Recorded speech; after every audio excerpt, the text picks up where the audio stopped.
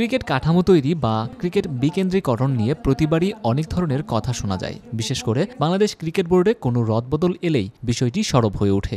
নতুন বোর্ড সভাপতি আমিনুল ইসলাম বুলবুল দায়িত্ব নিয়েও ক্রিকেট বিকেন্দ্রীকরণে নজর দেওয়ার কথা বলেছেন। ক্রিকেটকে ডিসেন্ট্রালাইজ করতে যাচ্ছি এবং সব জায়গায় আমরা ছড়িয়ে দিতে যাচ্ছি। সেই ছড়িয়ে দেওয়ার একটা অন্যতম কারণ আজকে আমাদের এখানে আসা এবং আপনাদের যারা কর্তৃপক্ষ এখানে আছেন তাদের সাথে আমরা কথা বলবো কিভাবে এখানে ক্রিকেট আরও বেশি খেলা হতে পারে, কিভাবে রাজশাহী থেকে আরও জাতীয় দলের খেলোয়াড় আপনারা উপহার দিতে পারেন। স্বল্প সময়ের মাঝে দেশ জুড়ে ক্রিকেটকে ছড়িয়ে দেওয়ার আশ্বাস দিয়েছিলেন আমিনুল। এবার রাজশাহী ভ্রমণে গিয়ে বিষয়টিকে আরও জোরালো করলেন নয়া এই বোর্ড সভাপতি। রাজশাহী অঞ্চলে প্রিমিয়ার লিগ চালু করার কথাও জানিয়েছেন তিনি। এখানে রেগুলার শুধু দেখেন, এখানে কিন্তু আমরা ফার্স্ট ক্লাস ক্রিকেট হয় মাঝে মাঝে, কিন্তু আমরা যেটা করব এখানে রাজশাহী বড় এই পুরো গ্রেটার রাজশাহী রিজনের মধ্যে আমরা প্রিমিয়ার লিগ চালু করব। আমরা এখানে ক্রিকেট অ্যাক্টিভিটি আরও বাড়াবো, এখানে training and coaching programme, umpiring programme আরও বেশি বেশি করে বাড়াবো।